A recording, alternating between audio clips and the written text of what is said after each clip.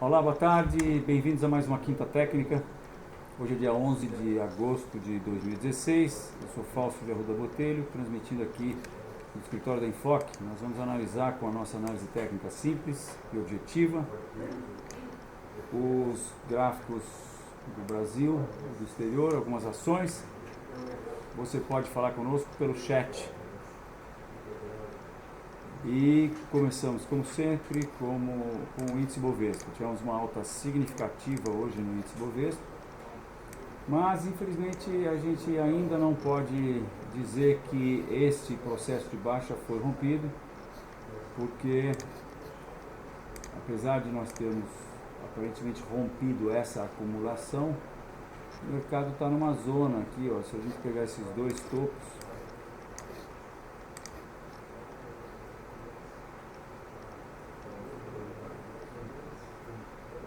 a gente vai ver que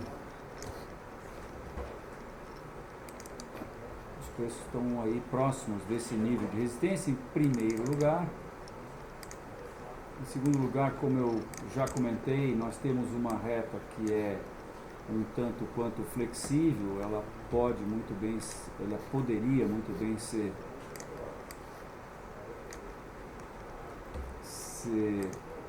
alterada ligeiramente aqui para cima, e se fizer isso, a gente ainda teria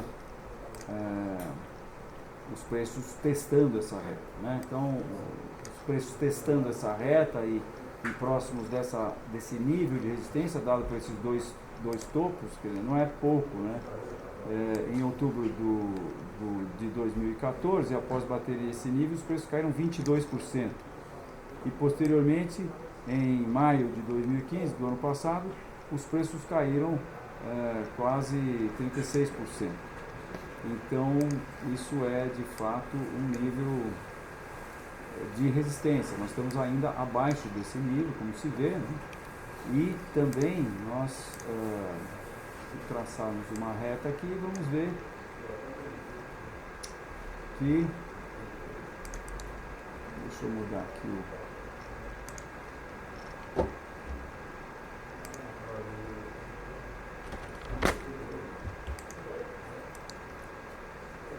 mudar a amplitude disso aqui para a gente não poluir muito o nosso gráfico, né? E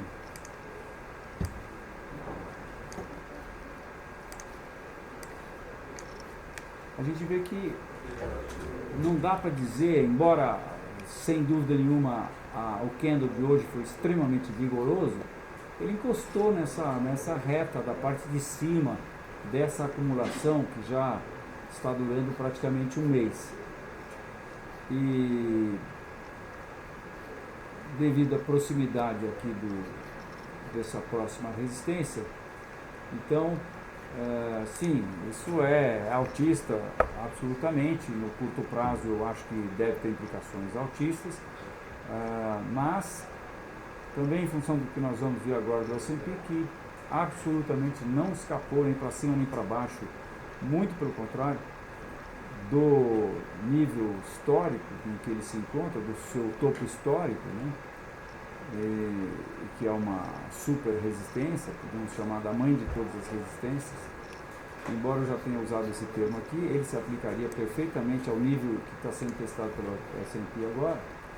Então, em função disso, não dá para a gente ter certeza. Quer dizer, eu acho bastante temerário alguém se atirar com uma carteira de ações agora, em função apenas de índice Bovespa. Logicamente existem ações que estão aí prometendo alta, mas existem várias ações. Nós mesmos temos aqui na Constop recomendações de diversas ações que continuam, inclusive caíram hoje, né? Recomendações de venda. Inclusive uma recomendação de compra também caiu hoje.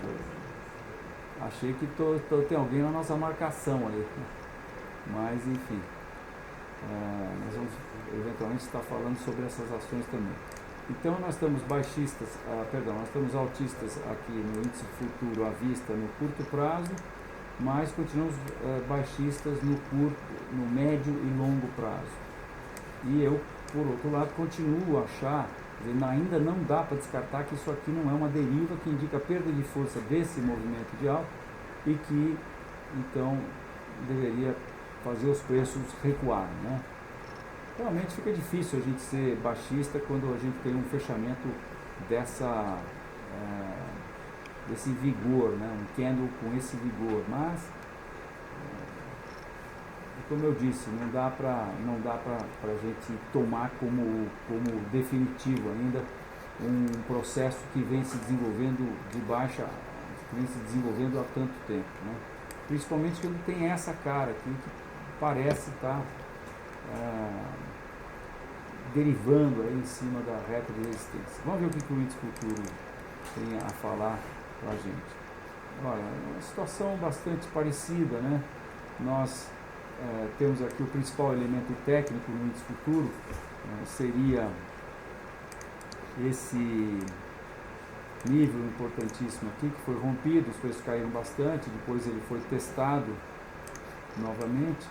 Nós estamos falando aí do nível de hoje 54, 55 mil pontos. Os preços não conseguiram romper, adentrar de novo esse nível que havia sido rompido, né? E caíram. E agora eu entendo que, como o mercado adentrou ligeiramente esse nível importante hoje de suporte, então eu entendo que o mercado acabou empurrando esse processo. É isso que a gente costuma dizer em análise técnica, a gente usa essa expressão. O mercado empurrou esse nível o mercado teria empurrado esse nível de resistência aqui para esse nível aqui, né? Esse nível passa a ser exatamente esses níveis aqui, todos aqueles outros níveis. Passa a se referir à mesma coisa, mas ele está mais numa sintonia mais fina, ele estaria nesse nível aqui, que foi aonde o mercado chegou.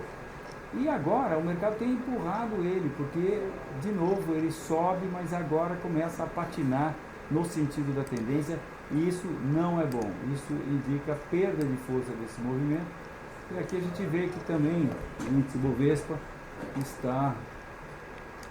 futuro está derivando aí, saindo de lado, uma situação meio esquisita, né?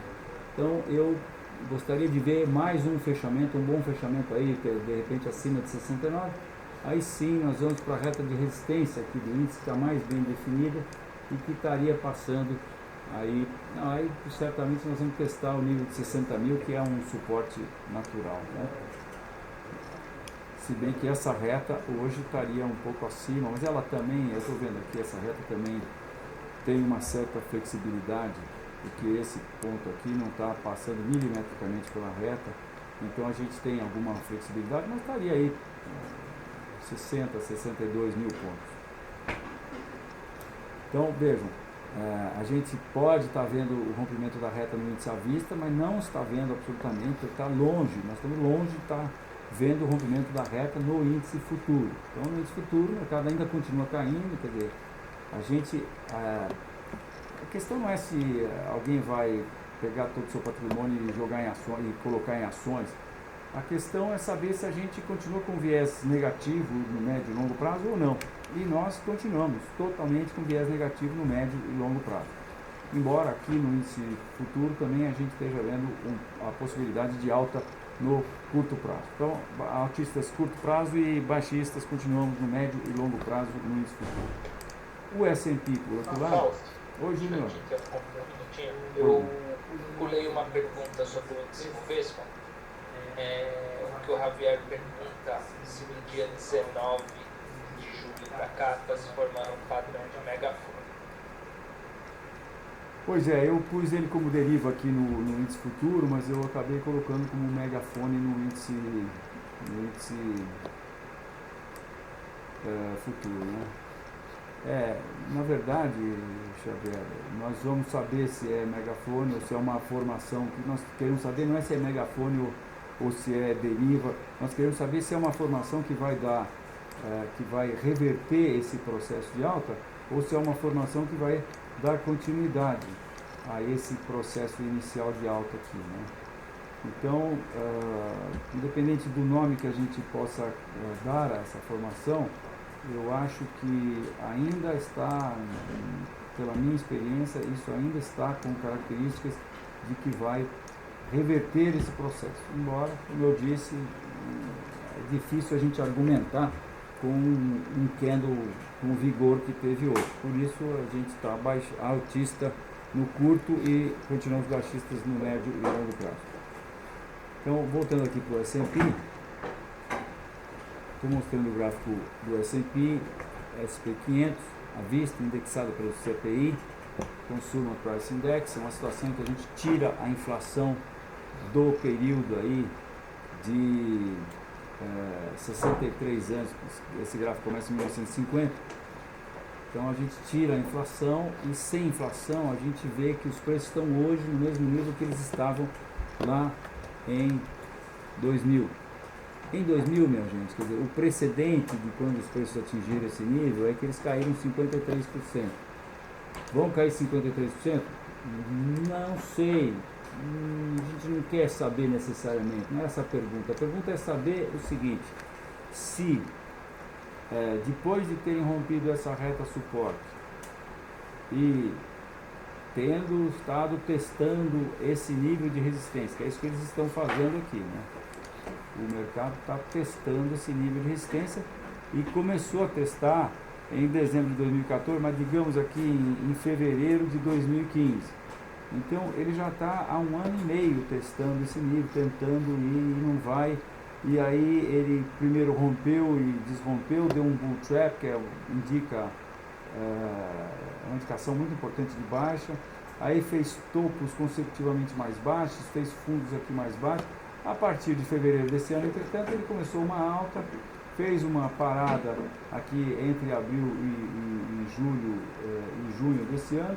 E depois do Brexit, eu entendo que por força do mercado entender que a Europa também começou a fazer relaxamento nas suas políticas monetárias, com os quantitative easings também, o mercado está entendendo que vai ter suporte para sempre de Banco Central e tudo mais. Então subiu. Eu acho que essa alta é absolutamente artificial. E é isso exatamente que a análise técnica me mostra, porque aqui no S&P a gente vê que ele teve essa alta vigorosa a partir de final de junho, mas meados de julho começou a derivar, caiu, voltou a subir, mas não consegue escapar daqui. Então eu continuo absolutamente baixista no S&P, até no curto prazo a gente está baixista, porque, como eu digo, ele não está me dizendo que está com força para romper esse nível. Isso aqui não é um retângulo, isso aqui está muito mais para um megafone, como disse aí o Xavier, que também a gente pode qualificar isso aqui, ou uma deriva. E por isso a gente está baixista curto, médio e longo prazo no S&P. É esperar essa semana chegar aí para ver o que vai acontecer, né? Sem uma definição. Isso aqui é o Dow Jones.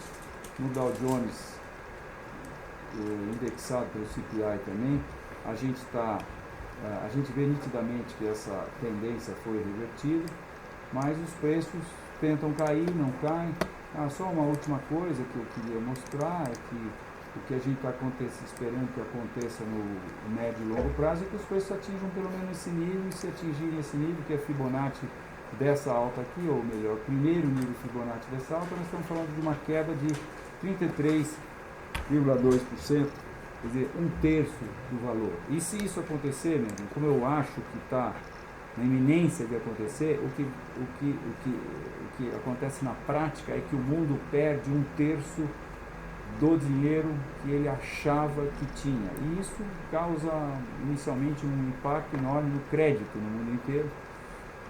Isso para tudo, e o Brasil eventualmente vai sofrer com isso.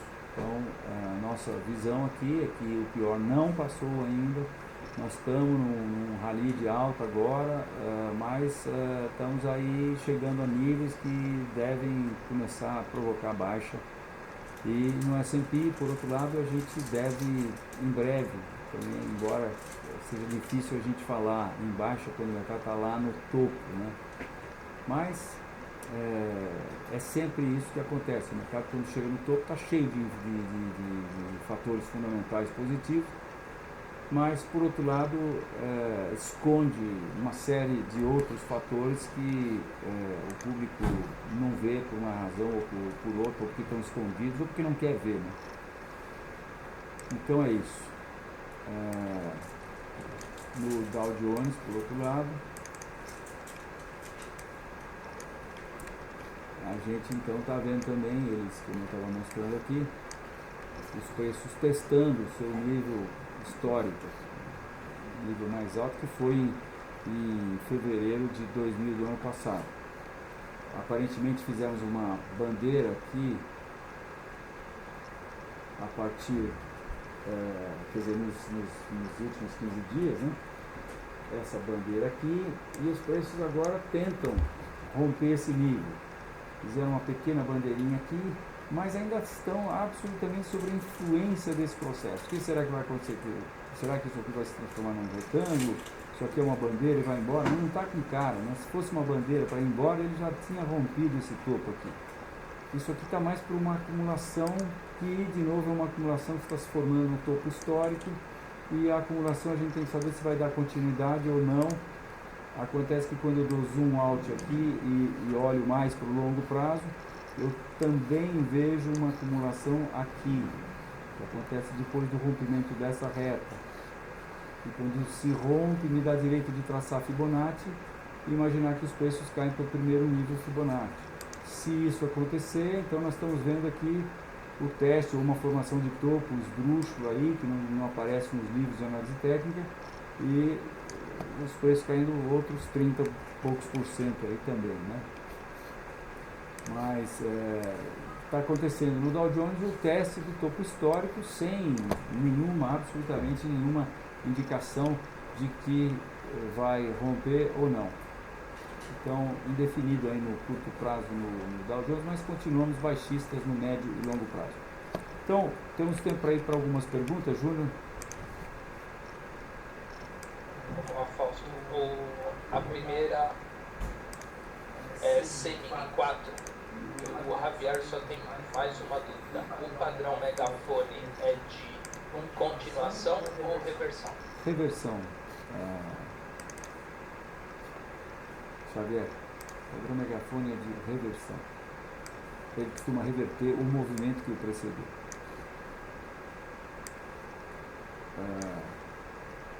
Júlio, mas é um padrão que não é assim dos mais confiáveis, dos mais estudados, vamos dizer. Aparece em poucos livros, poucos autores mencionam esse padrão. E olha, eu não duvido que tem autor que diga que ele é de continuação, ou possa ser de continuação. Então, eu acho que tem uma certa polêmica aí com relação a isso. Eu entendo como sendo um padrão de reversão, porque eu o entendo como sendo uma espécie de deriva. E deriva mostra a perda de força do movimento de alta, no caso aqui, que precedeu, né? Desculpe, Júnior, qual que era mesmo? CEMIG. CEMIG, nós havíamos tomado uma posição em CEMIG, já saímos fora.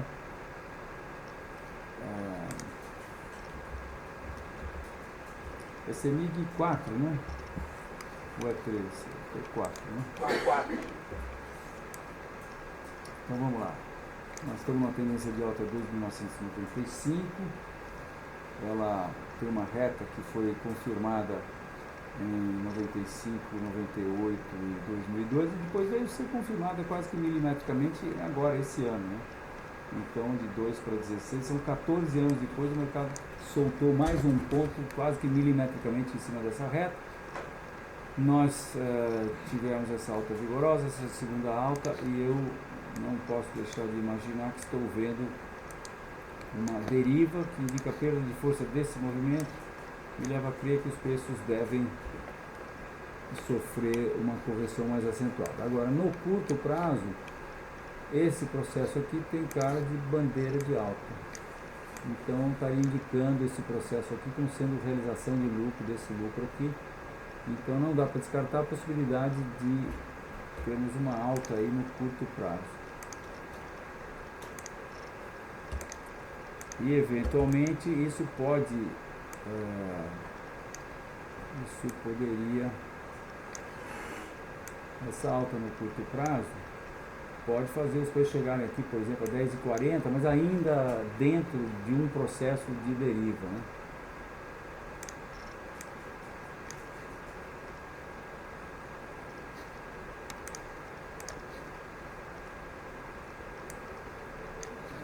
Fora isso, nós estamos também com um nível de resistência importante aqui em CEMIG, se aproximando. Estamos próximos desse nível de resistência que é, veja, fundo aqui em 2013, 3 fundos em 2013, topo aqui em 2014, fundo em 2015 e um nível redondinho de R$10. Então, quem sabe essa bandeirinha não vai estar apenas levando os preços aí para os R$10, para depois então a deriva, que a gente talvez possa ver melhor aqui no semanal, aqui então a deriva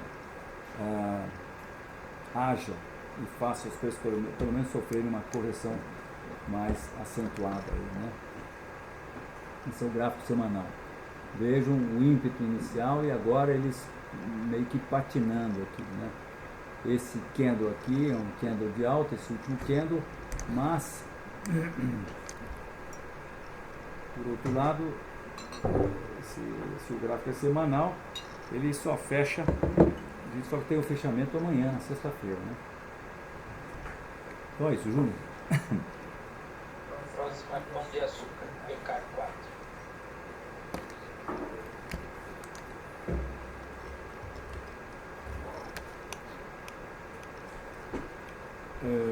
Nós analisamos durante um bom tempo esse processo aqui embaixo, que aconteceu entre os 55 e os 32,3, como sendo uma formação de reversão dessa baixa. O mercado tocou uma reta suporte de longo prazo nessa baixa e nós projetávamos um objetivo aí próximo dos R$100. Os preços romperam o que nós então entendemos ser uma formação de cabeça e ombros invertido, voltaram a cair, mas aparentemente essa queda foi apenas um pullback para o que a gente chama de reta de pescoço. Então nós continuamos a acreditar que ele está indo lá para os R$100.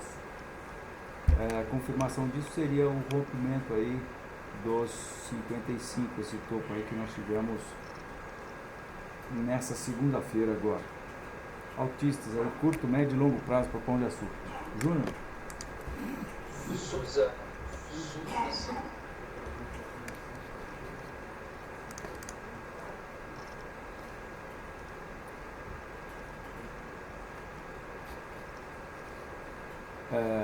Essa reta rompida e confirmada com esse pullback aqui, se a gente traçar Fibonacci, que já está traçado,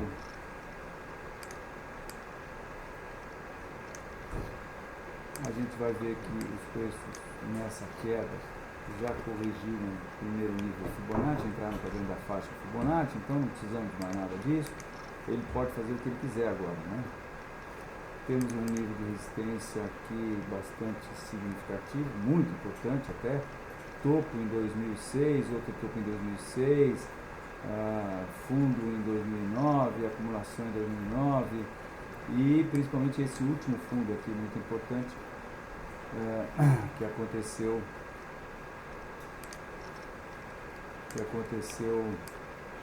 vocês desculpem, eu estava com o gráfico semanal, não tinha me atentado, mas agora já está no diário. E então a gente vê o mercado tendo rompido esse nível e agora essa alta deve trazê-lo pelo menos de volta a esse nível, e aí a gente vai ver se esse processo aqui de baixa continua ou não. Ele está aí no meio mais ou menos do processo de todo esse tempo aqui, né? 20 anos de gráfico a gente está vendo aqui, nós estamos aí um pouco no meio. O fato de ter sido rompido esse nível me dá um viés baixista para esse ativo. A gente pode fazer uma projeção aqui dessa perna para baixo e esperar que os preços estejam caminhando, talvez antes fazendo um movimento de retorno a essa resistência, né, que agora deve ficar vermelho aqui no nosso gráfico, mas eu projetaria esse objetivo aqui para Suzano de 15,20. Curto prazo, talvez um pouco de alta, mas baixa aí no médio prazo e longo prazo indefinido. Júnior? Mário, desculpa, Ether 23, Ether 3. Estamos com uma expectativa de Fibonacci aqui abaixo de R$1. Primeiro nível Fibonacci está 0,75.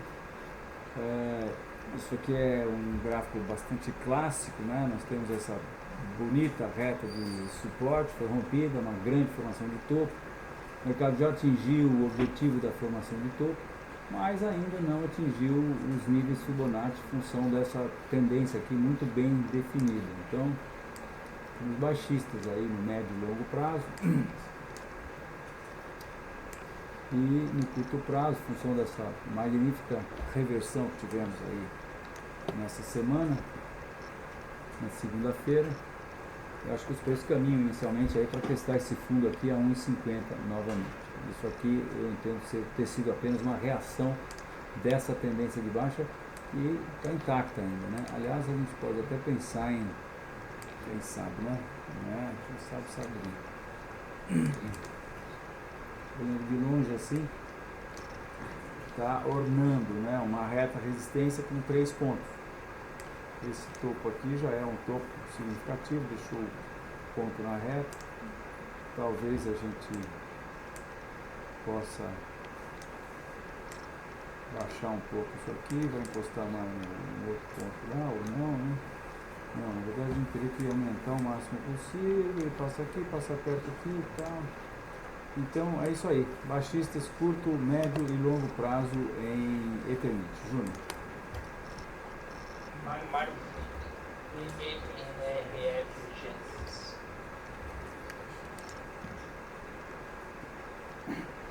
Ação naquela situação que eu já disse a vocês que é difícil a gente ter uma análise de médio e longo prazo, porque ele está mais ou menos no meio dessa grande processo aqui, né? Ou desse grande processo aqui, no meio. Então, mas a gente tem essa reta de resistência traçada e tem esse imbróglio aqui delineado. A gente delineou, ou seja, colocou linhas aqui. E agora ele está testando o suporte dessa acumulação e está testando como. Sem dar muita dica do que possa acontecer. Isso aqui, não sei o que pode ser. Acho que talvez venha se tornar, e acho que a gente pode talvez sim considerar que isso aqui é um triângulo, um triângulo simétrico que acontece depois dessa baixa aqui. Mas a movimentação de hoje foi bastante positiva, né? O mercado abriu em gap, foi lá embaixo, rompeu o suporte e acabou fechando na máxima. Em função disso, eu acho que o mercado adentra esse processo aqui e vai trabalhar mais dentro dessa faixa que ele está aí, que é 5,90 a 5,40. Então, eu diria que está indefinido no curto, médio e longo prazo mais frio. Ou seja, não ajudei muito, né? Um fechamento aí acima de R$ 7,20, aí sim teria rompido essa reta e rompido esse nível de suporte, aí iria provocar primeiro o teste dos 7,80, mas acho que daí a gente pode pensar em traçar Fibonacci aqui, e aí a gente descobre que ele já atingiu o primeiro nível, mas aí tem segundo nível Fibonacci, está aqui em R$9. Então, se a gente romper o 7, a gente vai para 9, ou seja, nada de muito dramático, né? Júnior. BBSE3. Quantas ainda, Júnior? Depois dessa, só mais uma.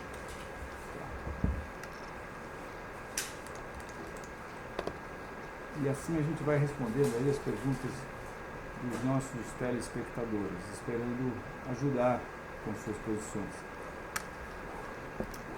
Bebê Seguridade.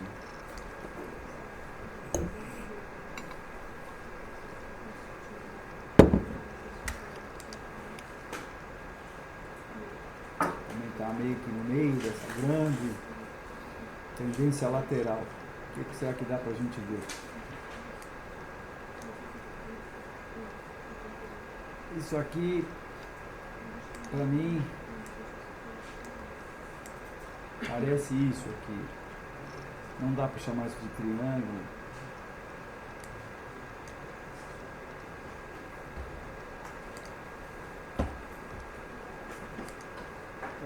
Com um pouco de boa vontade você vai imaginar isso como sendo um triângulo, um pequeno triângulo ascendente.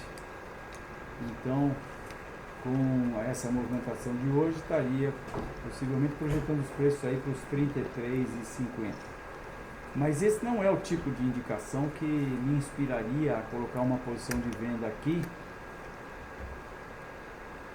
com o stop aqui embaixo. Vamos ver o stop aqui na mínima de hoje, digamos. Mínima de hoje 29,63. Stop seria lá, por exemplo, 29,58. E o objetivo a 33,75 nesse topo aqui, daria um trade de 2,7. Fator lucro prejuízo 2,7 a 1. Podia se pensar num trade sim. Mas essa indicação para mim não está assim muito clara. Eu acho que ele ainda está na influência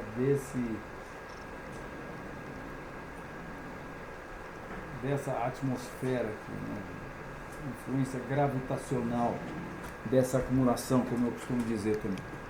Aí estou mais para indefinido nessa BB Seguridade aí. Júnior. CCR Optics.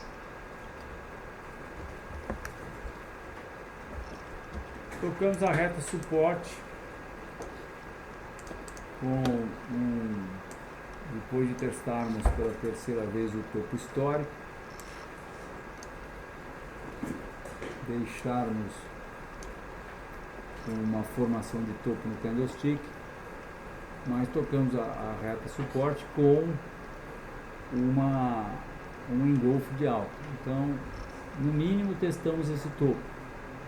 Pode ser que isso aqui seja o fôlego necessário para romper esse topo e aí sim romper topo histórico e temos uma alta bastante acentuada. Mas infelizmente não dá para, isso não é absolutamente conclusivo, né? Essa reversão aqui é muito mais importante do que essa. Essa reversão está indicando que os preços podem vir aqui no topo, mas depois do topo eles podem resolver fazer um topo duplo. Ou não, ou podem resolver fazer uma acumulação de continuação. E aí nós vamos analisar, mas por enquanto, infelizmente ainda não dá para saber nada mais do que o possível teste desse topo aqui. É isso aí, minha gente. Fausto, desculpa, eu tinha pulado uma foto um minuto para assistir. Clabin, KLBN11.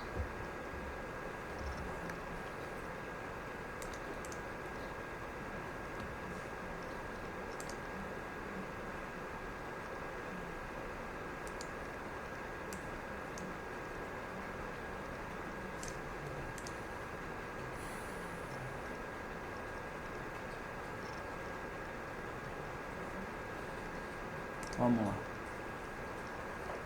Não sei porque não temos nada traçado aqui. Não dá para chamar isso de reta não. Isso aqui está mais poluindo o gráfico aí. Vamos analisar esse processo aqui.